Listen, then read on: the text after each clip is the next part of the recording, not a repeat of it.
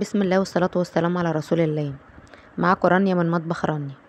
النهاردة هنعمل مع بعض شوية ورق عنب كده، بس حاجة لذيذة.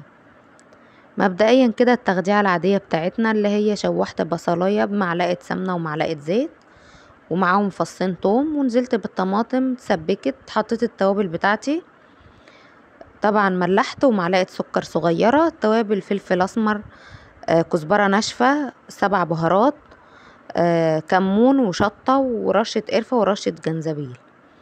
بقلب بقى، بحب اشوح الرز شوية مع التخديعة، بيفرق طبعا، بتلاقي الصباع المحشي مفلفل كده وجميل. بشوح الرز شوية، بعدين انزل بقى بالخضرة، بس اكون طفيت النار. انا مش عايزة الخضرة تتقلب على النار خالص عشان تفضل محتفظة بلونها.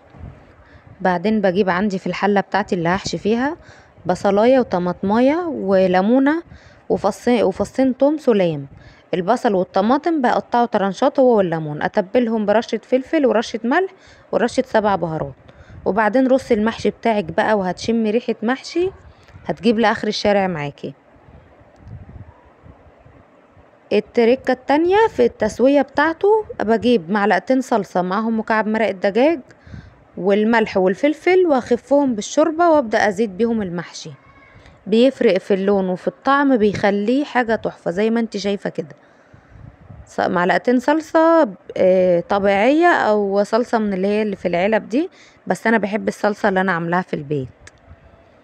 وسوي بقى يا دوبك يتشرب معاكي، تهدي النار وشمي بقى المحشي بيتكلم عن نفسه، ريحة تحفة وطعم جنان. اتمنى اكون فدتكم، والسلام عليكم ورحمة الله.